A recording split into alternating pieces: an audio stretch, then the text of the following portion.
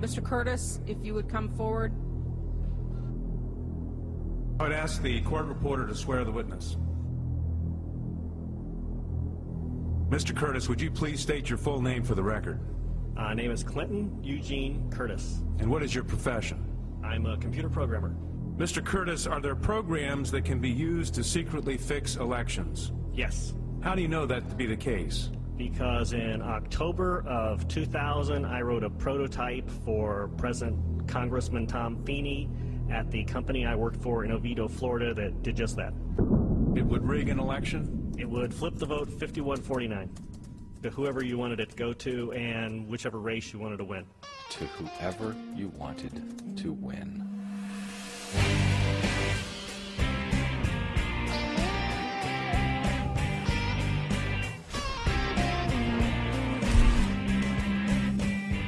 On November 2nd, 2004, George Bush was not popular. He was in the middle of an unpopular war. I was watching the exit polls, and it looked very clear that John Kerry was going to win.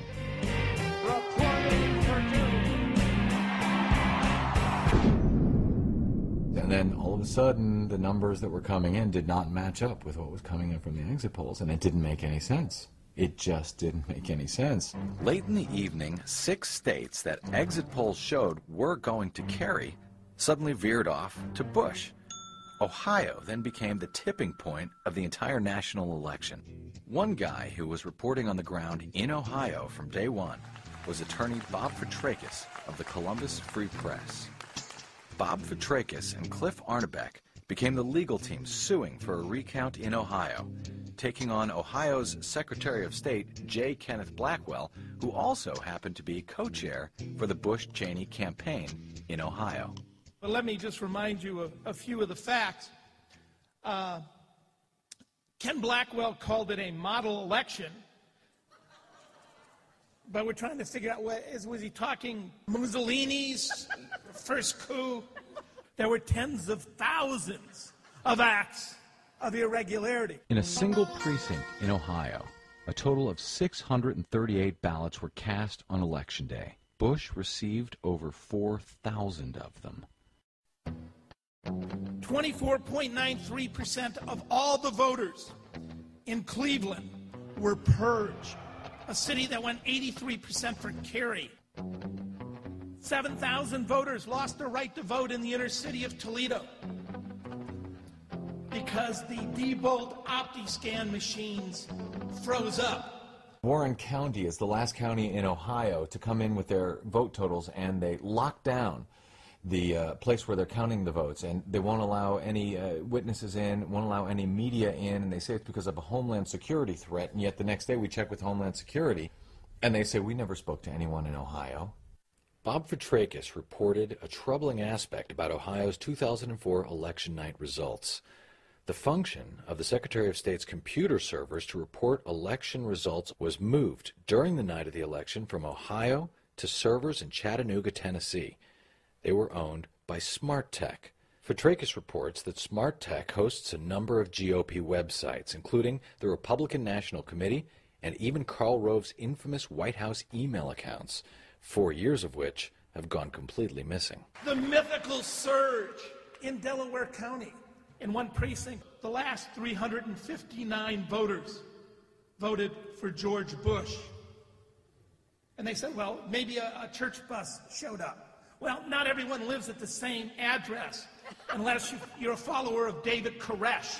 The Green Party and the Libertarian Party turned out to be huge heroes because they stepped up and said, we want to recount in Ohio. You guys, were presidential candidates. You could say, we want to recount. Well, you only got 7 votes in Ohio. Don't care. We want to recount. Maybe I got 10. That's right. That's what I want to know.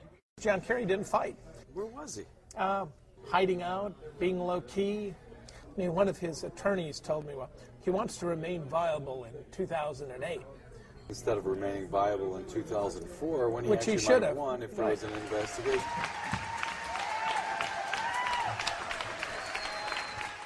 Congressman Conyers went to Ohio to make his report on what had gone wrong in the 2004 presidential election. He's one of the most respected men in Congress. He's the Democratic leader of the Judiciary Committee. And they did a great job what happened in Ohio simply. It's corruption on a very great scale involving a Mr. Blackwell, Secretary of State of Ohio. And the report was very well done, very legalistic in the best sense, constitutional. I wrote a preface to it. The New York Times refused to review it. The Washington Post did not review it. The Wall Street Journal, well. And of the major papers, only the Boston Globe looked at it, and then they didn't do much about it. If you saw that George W. Bush, in fact, did not win Ohio, and that John Kerry actually won Ohio, how would you feel about that? I would feel sick. Does anybody here think that John Kerry should become the president? You're in favor of George Bush being president, even if the other guy got the most votes? I don't think he did, but yes. If that were the case, yeah. Wow, that's not very American, sir. But I have yet to see any proof that anything was counted incorrectly. I initially started my blog because the corporate mainstream media, frankly, was not doing their job. I was seeing things that needed to be reported and talked about. I talked about them, and people started to take notice, including the mainstream media, Washington Post and so forth, who would link to me and report on what I was reporting, but wouldn't do it themselves, and still are not doing it themselves. Will there be a realistic investigation of the 2004 election? Because at this point, the votes in Ohio have not been counted, not even once. The same kind of crass effort to stop the black vote that was exposed in Florida, I know for a fact took place in Georgia and probably all across the South. I'm in Tennessee to attend a national conference on election fraud. A man named Bernie Ellis organized a conference called Gathering to Save Our Democracy. Curtis is the whistleblower from Florida. Yeah. So he's going to show how you can hack into a system.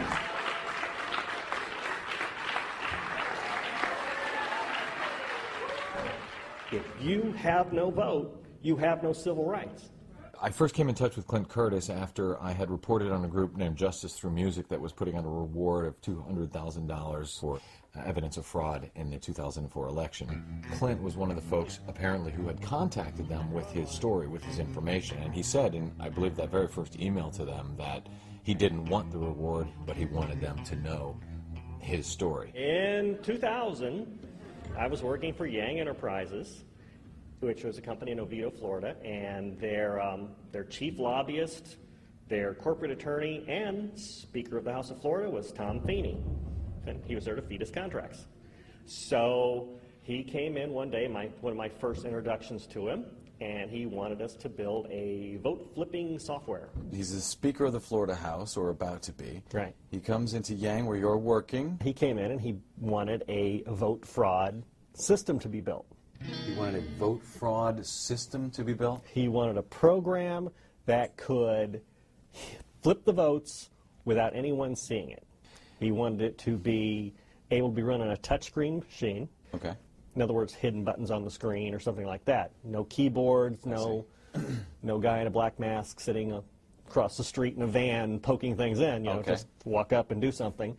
And he wanted the source code to be written in such a way that the manipulation was hidden even if you saw the source code. Is that possible?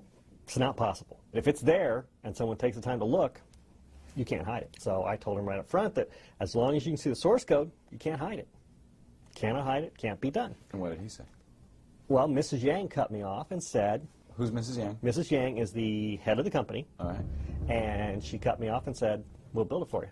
Give you something to show. Did you understand that he was asking you to do something that was illegal? I was a Republican. I thought Tom Feeney thought the Democrats had something planned. Okay. And he was trying to prevent it. So I built it, delivered it the next day to her. I had a little document all written up on, you know, how, in order to make sure that, you know, fraud was found, what elements you would need. Right. And she cuts me off and says, you don't understand. In order to get the contract, we need to hide the code. This is for flipping the vote in South Florida. This is the same Tom Feeney who, as Speaker of the House in 2000, claimed that no matter what, the Supreme Court said he was going to give the electors to George W. Bush. Yes, that's the guy. The same Tom Feeney, as I understand it, who was Jeb Bush's running mate for governor back in '94, when Jeb lost, by the way. Yes. So Feeney did him no good. Did him no good that time. That time. There you You're go. right. And so Feeney was basically feeding with contracts and saying, you know, can we do this? Can we do that? You know. Okay. I was kind of the technology supervisor. If we could do it, then I would tell them, and we could run whatever, you know, little test pattern they wanted for us. Jeb was already governor at that point? Yes. 2000? Okay. Jeb was already governor. When I was contacted by Clint, I said, well, would you be willing to put this into an affidavit, a sworn affidavit? Since a lot of this stuff off the bat is still difficult to prove, especially that nugget of that meeting with Tom Feeney and the vote rigging software is still largely a he said story. On December 6, 2004, Clint Curtis filed an affidavit with Congress alleging that one of their members, Tom Feeney of Florida, had asked him to create vote rigging software. He asked you to design a code to rig an election. Yes. While he was Speaker of the Florida House. Yes. When we filed the affidavit in December, the dog turned up shot the very day we filed that. So I don't know if it's a threat or more of just we can do whatever we want whenever we want it kind of a statement.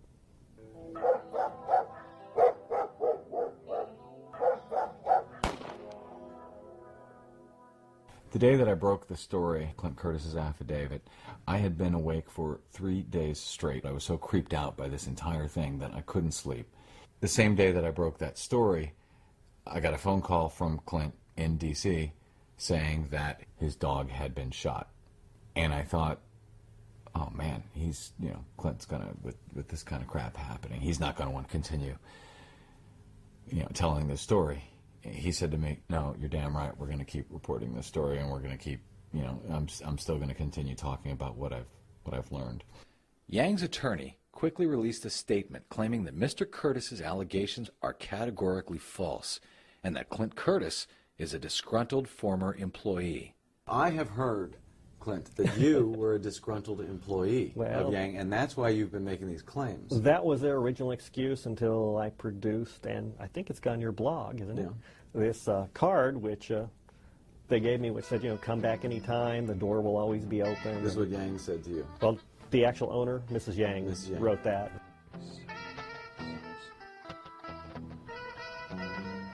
I'm wondering if Mrs. Yang is available. This is Brad Friedman calling. Any idea when she might be available? I'm working on a story on deadline. Is there a spokesperson for the company that might be able to answer some questions?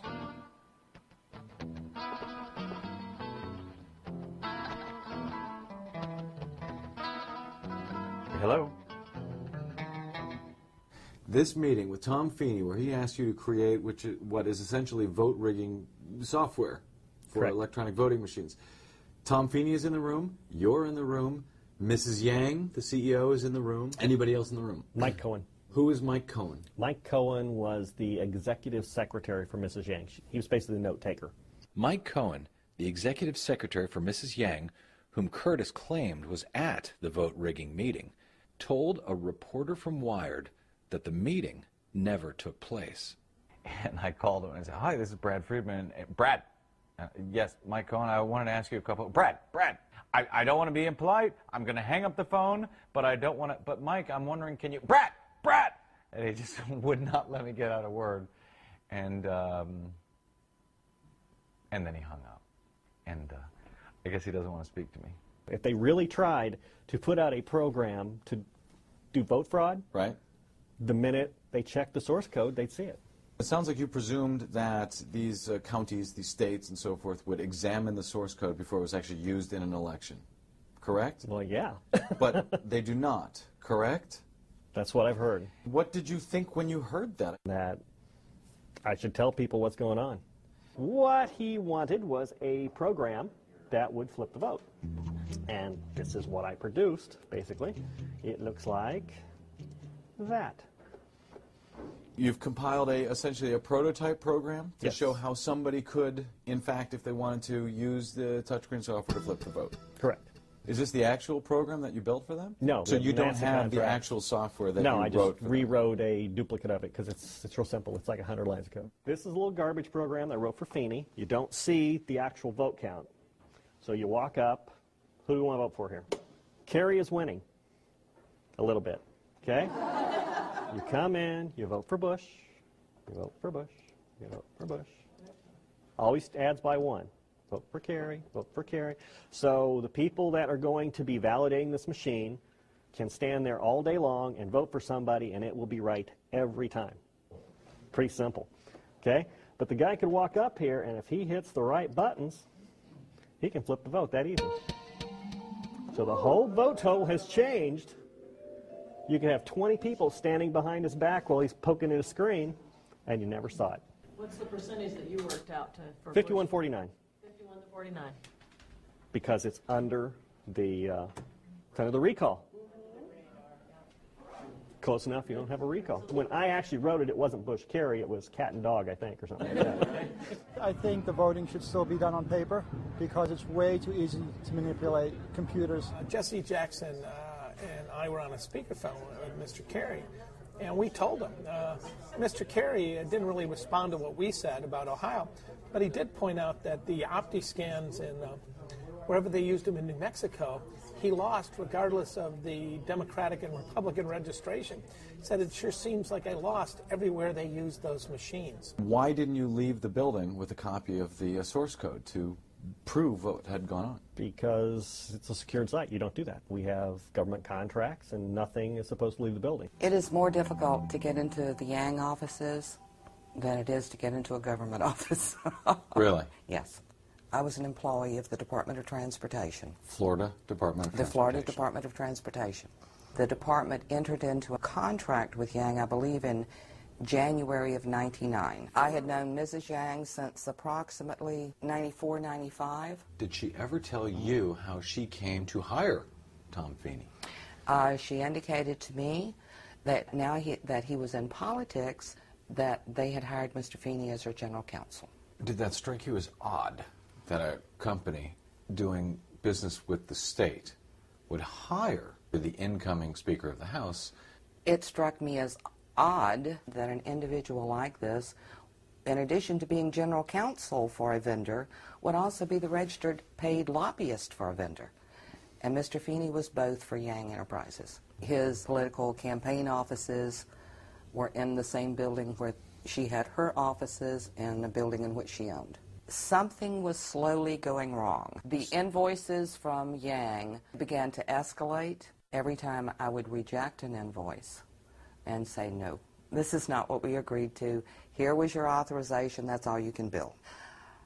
We'll have to discuss this with our general counsel, Mr. Tom Feeney. He's the Speaker of the House. So they began using his name, trying to intimidate me. Did you have enough of a concern about it to go to anybody and say, hey, this doesn't seem right? Since he was Speaker of the House and a member of the House, I'll call the House Ethics Committee and said that, I was having a problem and there may well be political influence, and how did they handle these things? And they told me that Mr. Feeney was the person who would review it and either accept it for review or throw it out as being not worthwhile. Wait a minute. And I said, I'm complaining about Mr. Feeney. And they said, we don't have any way to bypass him. The way our committee is set up, Mr. Feeney is the one who will evaluate your complaint. For one of our elected politicians to use the power of his office for self, that's not supposed to happen. Prior to getting introduced to Feeney, right, they just seemed odd. Things were odd. They had people sneaking up the back stairs, and they were downloading information from NASA that didn't seem like they should be doing that. Things like this. They had a NASA contract, correct? Yes. And they have to have sort of top secret clearance to have this contract? I would assume they must have some clearance, because, Did Feeney help them get that contract? As to whether or not our elections will be rigged. Hari Hursty was invited by election supervisor Ion Sancho to test the Diebold AccuVote optical scan voting machine in Leon County, Florida. Clint Curtis said that the program was never used. As far as he knows, it was a proof of concept. Is there anything about his concept then? From the touchscreen systems, all touchscreen systems out there, it's impossible for me to say if actually you can do it with all the machines. Definitely you can do it with the both Diebold platforms. And the presumption here being that nobody gets to look at the source code. Well, in Diebold, I would say I would build it so that you cannot find it from source code even if somebody looks it. And that's, I mean, I wouldn't go to that area. Can it be built? Well, I don't know if he's a good enough programmer to do it. Could it be done that you can actually hide it in the source code so that it cannot be done? Yeah. I found? Yeah. Black box voting facilitated a number of hacking demonstrations. Congresswoman Cynthia McKinney was able to witness the vulnerability of a Diebold central tabulator firsthand. With 3 clicks of a mouse and some instructions from those who know how to do this, I was able to hack into the Microsoft program that tabulates the votes, change the election vote, and then exit from the program. Now, I saw it, I did it, and so then that means that I kind of know that it can be done. Fraud is not a problem in this country. Election fraud is a huge problem. Voter fraud, you know, is something that the bad guys like to put out there as if it's a problem. In fact, for example, the League of Women's Voters did a study of the last 2 national elections in Ohio and found that of over 9 million votes cast, there was exactly 4 cases of voter fraud that was discovered. It's not the people. It's the voting machine companies who are running these elections with secret software, who are privatizing it. It's the congressmen and the senators and the state officials who are allowing them to do so. Were stolen. In fact, You I think will? I did. You think the election was stolen? Absolutely. In 2004? Look at the exit polls, and they don't match the results. The same thing that we complained about when the Ukraine had their election, right, and actually made them have a new one. Right. Their exit polls were actually closer than ours. In fact, in the states that had electronic voting, the numbers didn't match at all with the exit polling. But in states where they had paper, what do you know? The exit polls and the final results were almost perfect.